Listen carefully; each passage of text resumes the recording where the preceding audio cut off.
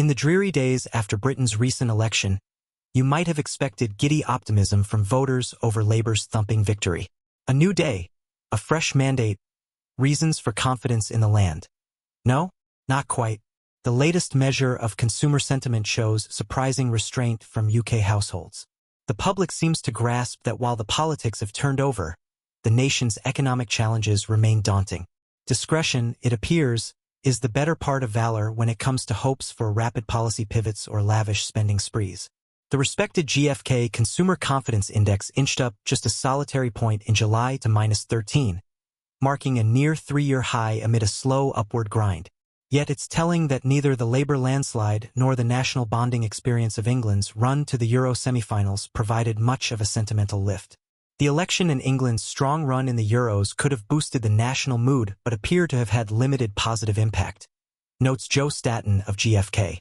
The palpable caution implies people wait to see exactly how the UK's new government will affect the wider economy and their personal finances. If this measured response seems surprising in light of the election fireworks, it actually aligns with the new government's own rhetoric of hard truths. Prime Minister Keir Starmer wasted little time after his inauguration in puncturing any fantasies of an easy path ahead, warning of no Labour lalala period and pledging fiscal seriousness. His Chancellor Rachel Reeves has emphatically embraced that tone of candor, telling Bloomberg TV she is under no illusions about the scale of the challenge. Far from campaigning on unfunded tax cuts or spending binges, she insists any policy changes will be fully paid for.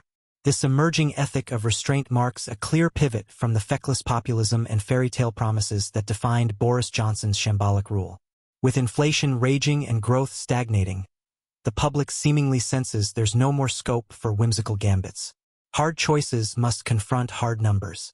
After a decade of Brexit chaos and pandemic shocks layered on long-term ills like moribund productivity and deteriorating trade competitiveness, Britain is all bulked up in the lingo. What's remarkable is that far from igniting swells of magical thinking and hope for shortcuts, the election has prompted a bout of no-nonsense buy-in. July's consumer confidence poll suggests a note of caution, Staton observes, as citizens wait to see if credible policies to grapple with the wider economy and their personal finances are indeed taking shape.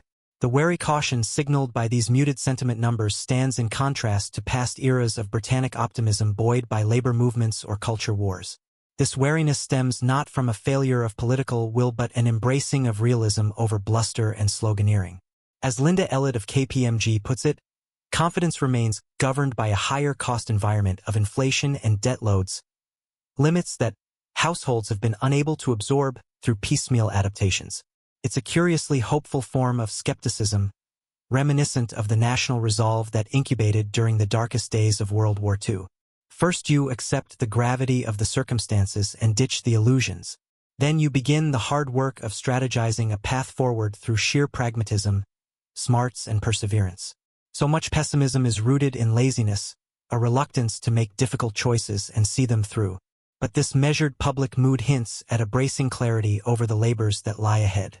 Of course, the new government must still craft and execute the right mix of supply-side reforms, judicious spending, and progressive taxation to revive dynamism while maintaining fiscal sobriety. That's where the real tests will begin. But an encouraging first step is the people's refusal to engage in self-delusion about the scale of Britain's predicament.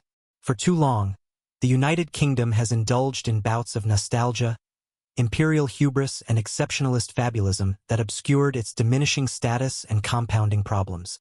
This sober acceptance of reality, this willingness to see the world as it is rather than as one wished it would be, may be the essential starting point for lasting renewal. Labour's thumping win clearly electrified the citizenry in one sense. But perhaps even more pivotal is how it seemingly activated a dormant muscle of hard-headed realism and stoic buy-in. Britons may not be deliriously confident today, but they seem ready to discard fanciful illusions in favor of doing the heavy lifting required. No more la-la-la-la-land. An ethic of responsible fortitude has taken root, and with it, the first fragile wisps of honest hope.